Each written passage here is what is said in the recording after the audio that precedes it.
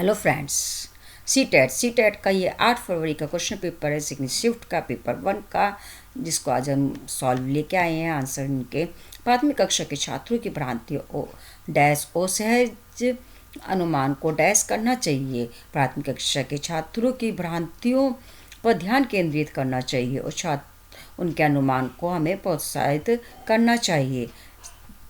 4 option यहाँ पर correct है। सेकंड क्वेश्चन, निम्न में से किसमें व्यक्ति के हाथ और आंख के तालमेल, संतुलन और शारीरिक निपुणता को की क्षमता प्रभावित होती है?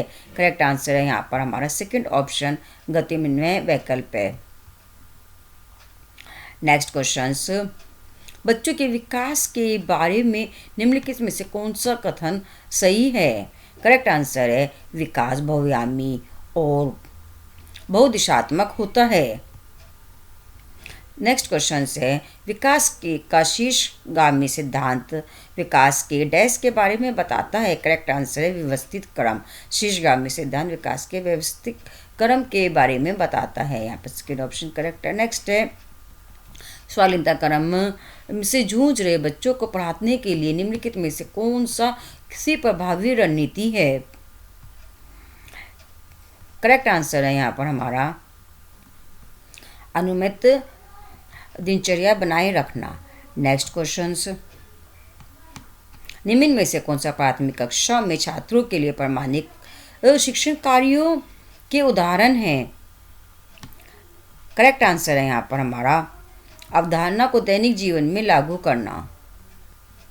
क्वेश्चन नंबर 7 है, दूसरों के साथ संवाद न करने के इरादे से खुद से जोर से बात करना बचपन में सामान्य और प्राकृतिक। सेकेंड आंसर यहाँ पर राइट है। क्वेश्चन नंबर 8, निम्नलिखित में से कौन सा ऐसे प्रश्नों का उदाहरण है जिसमें छात्रों को रचनात्मक समाधान खोज करने की आवश्यकता होती है? करेक्ट आंसर, आप किसी व्यक्ति के बजाय किसी वस्तु के अपेक्षा से दिए गए पाठ को फिर से कैसे लिखेंगे?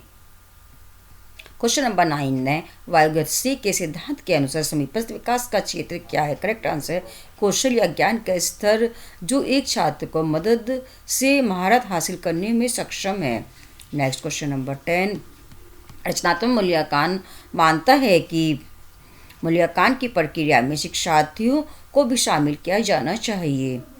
Next question number 11, assertion reason से बेस एसेशन है कि गरीबवतनी लेखन के मुक्त अन्वेषण शिक्षकों के स्तर के प्रामाणिक मूल्यांकन के अवसर प्रदान करते हैं। कारण दिया कि कक्षा में भाषा विविधता को देखते हुए भाषा का मूल्यांकन गतिशील होना चाहिए। दोनों ही सही हैं, इसलिए यहाँ पर थर्ड ऑप्शन ए और आ दोनों सही है। ए आर सही की व्याख्या भी करता है। नेक्स्ट क्वेश्चन, निम्नलिखित में से कौन से कौशल का प्रयोग पारस्परिक शिक्षण की प्रक्रिया में सक्रिय रूप से नहीं किया जाता है? करेक्शन आंसर रटना। नेक्स्ट है, निम्नलिखित में से कौन सी प्रभावी अनुक्रिया समाधान की प्रक्रिया में बाधा डालता है? करेक्ट आंसर है अनुक्रिया समुच्चय।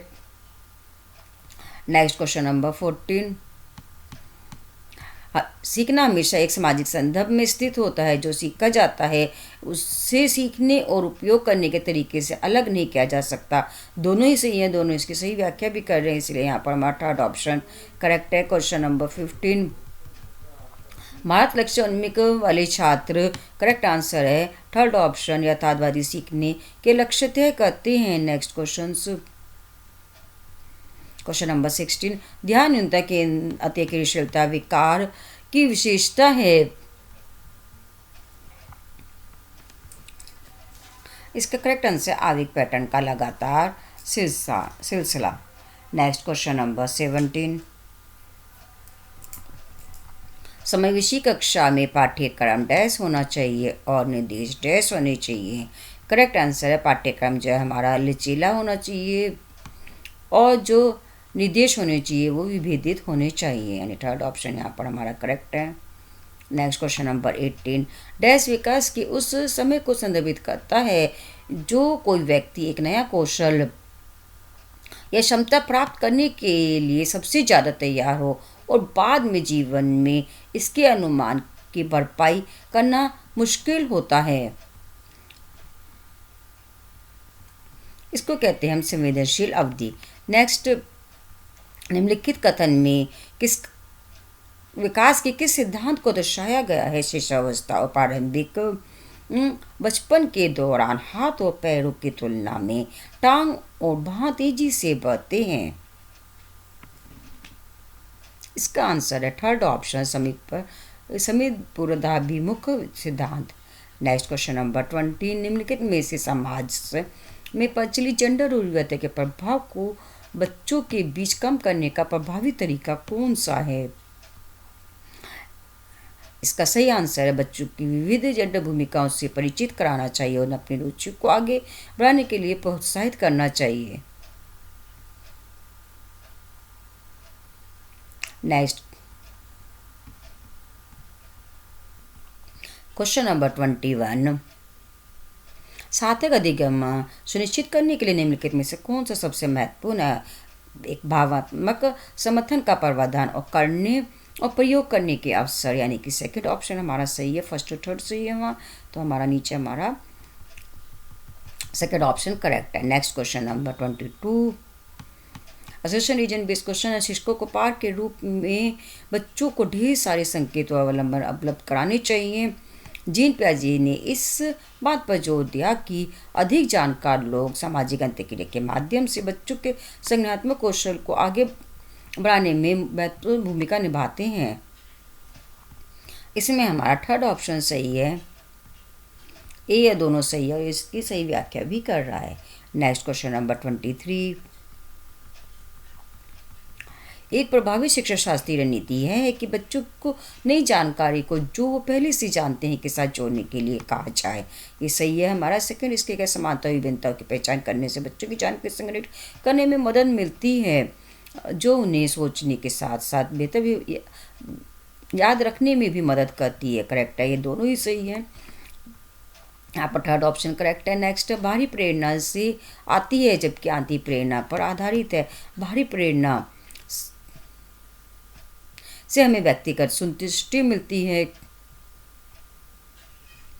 जो हमारी बाहरी प्रेरणा है वो हमें दूसरों की सराहना से आती है, जबकि आंतरिक प्रेरणा में व्यक्तिगत संतुष्टि से आती है, क्योंकि दूसरों की स्वीकृति, ये सब क्या हमारी बाहरी प्रेरणा है। नेक्स्ट क्वेश्चन नंबर 25, बच्चों में रचनात्मकता को घोषित करने के लिए उनके चिंतन और मनन करने के लिए व्यवहारिक समस्याओं और मुद्दों को प्रस्तुत करने की आवश्यकता है। रचनात्मक बच्चों में कुछ नया खोजने की क्षमता होती है और उन्हें बौद्धिक उत्तेजना की आवश्यकता होती है। इसका करेक्ट आंसर है थर्ड ऑप्शन ए, या दोनों सही है, इसकी सही व्याख्या भी कर रहा है। नेक्स्ट, पियाजे के अनुसार निम्नलिखित में से कौन सा कथन समायोजन का उदाहरण है? बच्चा जब परिचित वस्तु के लिए नए शब्द सीखता है। नेक्स्ट, क्या आपके माता पिता की अनुपस्थिति में फ्रीजर से चॉकलेट चोरी करना ठीक है? इस सवाल के जवाब में 4 वर्ष की मीरा ने जवाब दिया कि ऐसा करना गलत है होगा, क्योंकि ऐसा करने से मुझे माता पिता से सजा मिलेगी। मीरा का नैतिक तर्क कोहलरबर्ग के नैतिक विकास के सिद्धांत की किस अवस्था को दर्शाता है? करेक्ट आंसर है पूर्व परंपरागत।